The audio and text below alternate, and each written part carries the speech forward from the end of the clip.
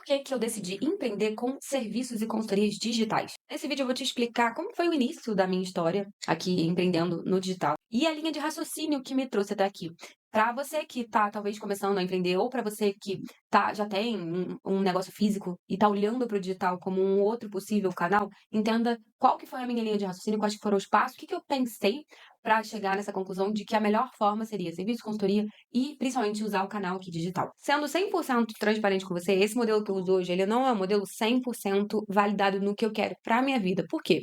Porque eu tô sempre revisando o que eu quero, eu tô sempre revisando, de fato, o que que eu tô construindo, porque eu prezo muito por um negócio que esteja adequado ao meu estilo de vida. Mas os pontos que eu vou trazer aqui foram decisivos para tomar as decisões e me colocar onde eu tô hoje. E são os que eu sempre olho quando eu preciso reavaliar, ver se a gente está indo pelo lugar certo, se a gente está construindo o nosso negócio de um jeito que de fato me preenche e faça sentido. Eu comecei no digital como freelancer, eu trabalhava como copywriter no mercado de lançamento de infoprodutos. Então, aqueles lançamentos grandões, enfim, funis, blá, blá, blá. E aí, mais ou menos há uns 3 anos, eu abri a minha empresa de consultoria de marketing, vendas, posicionamento, conteúdo, mais focado na criação de funis de venda para negócios de serviço e consultoria, principalmente mercado B2B. Por quê? Porque eu entendi que eu sou uma pessoa muito técnica, mas eu tenho a habilidade de ajudar outros profissionais, outros donos, fundadores de negócios, tão técnicos quanto eu, na comunicação. Então, às vezes, um contador, um BPO financeiro, um consultor financeiro, não tem tanta habilidade de comunicação, de se posicionar, de colocar ali o conhecimento dele no mercado, e aí isso é uma das coisas que a gente faz. Extrai isso dele e coloca no melhor funil de vendas, coloca no melhor conteúdo, enfim. E aí, o que que eu percebi nesses últimos anos? Que muita gente acaba construindo um negócio que não está muito ligado ao estilo de vida que a pessoa quer viver. Às vezes a pessoa quer uma vida um pouco mais desconectada, mas ela acaba indo muito para o digital, ou então escolhendo estratégias que exigem muito dela, ou então ela constrói uma empresa com uma folha de pagamento grande, que até fatura bem, mas não necessariamente lucra. E aí, olhando para tudo isso, eu falei: "Não, eu preciso achar o meu modelo". E os pontos que eu vou trazer são justamente levando em consideração isso que eu te falei. Eu sempre quis um negócio enxuto, com maior impacto, onde eu estivesse perto do cliente e eu pudesse, de fato, dar o meu melhor trabalho ali, de uma forma personalizada, porque é assim que eu enxergo e consigo gerar valor. E aí, os motivos que eu vou te dar aqui agora, levando em consideração o que eu sou boa, o que eu consigo gerar de valor para o cliente e também o que eu quero ali para o meu estilo de vida. O primeiro motivo do porquê eu escolhi serviço foi justamente pela facilidade da venda. Comparando com outros tipos de modelo de negócio, por exemplo, produto físico, que você precisa ter estoque, você precisa ter distribuição, você vai precisar cuidar do marketing, que é mais complexo, ou então um infoproduto, que você vai precisar conhecer muito bem da persona, você vai ter que desenvolver didáticas, performar ali na frente da câmera.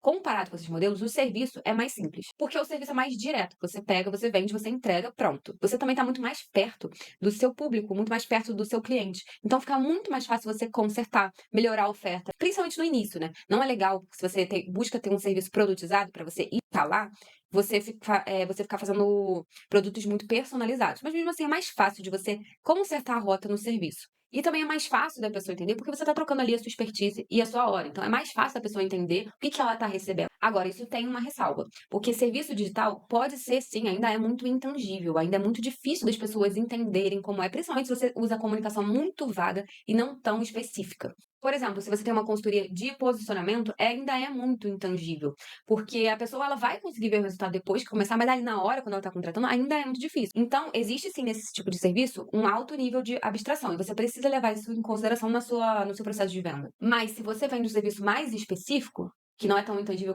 quanto o planejamento estratégico, você, por exemplo, um serviço de implementação de um funil de vendas, a pessoa vai ver ali no final, a construção da página, o VSL, os anúncios, vai ver rodando, fica mais fácil da pessoa entender. Ainda é mais intangível, mas fica mais fácil.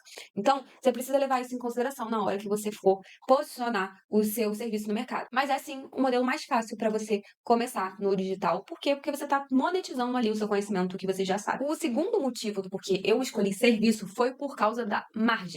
Ou seja, é um tipo de negócio que tem uma alta margem de lucro, sim. Você pode ter 40, 50, 60% até mais, dependendo do tipo de negócio, da estrutura, mas é mais difícil. Mas é um negócio que você consegue, sim, ter ali um dinheiro maior no seu bolso. E você precisa sempre levar em consideração, caso você ainda não tenha um negócio, de que não adianta você faturar alto se não está sobrando. Você precisa lucrar.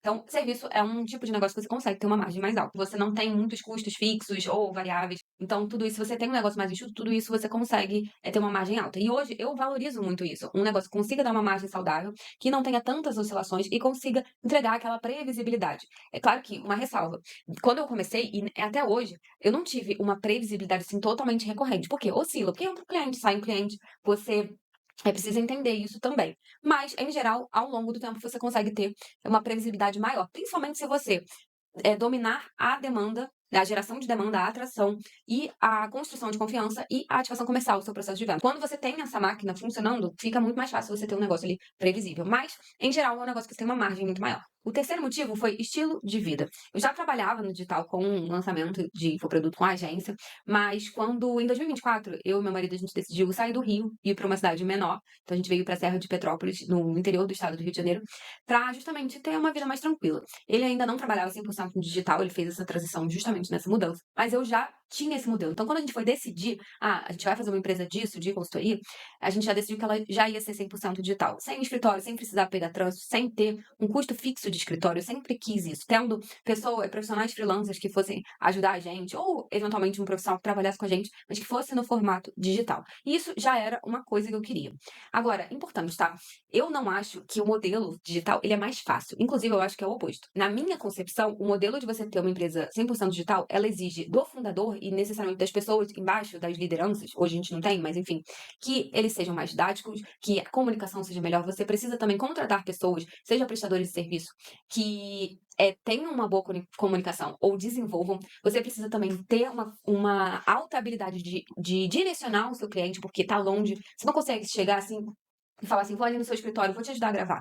Vou ali, vou te direcionar, vamos fazer uma reunião presencial, deixa eu entender você ali, entender o seu negócio pessoalmente. Não tem como você fazer isso. Até poderia, eu poderia fazer visita, mas não faço.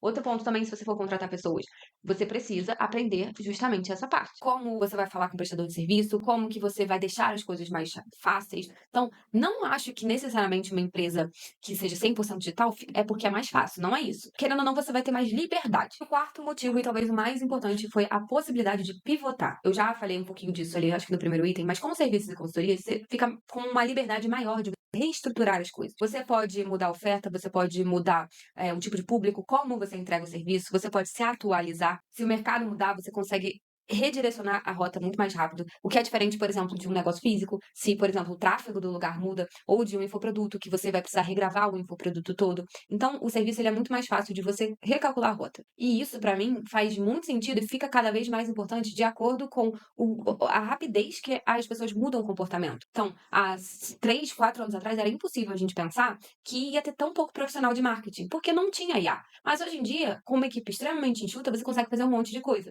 Então, isso mudou muito rápido.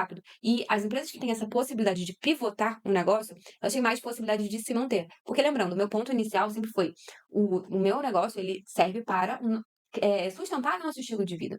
O estilo de vida que a gente quer ter, que é mais leve, que é mais focado em geração de valor e não necessariamente em uma grande operação.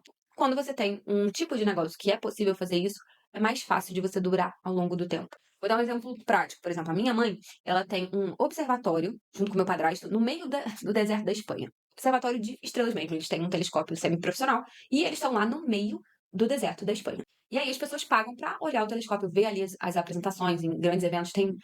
Parece muito doido, mas tem muita demanda para esse tipo de coisa lá na Espanha.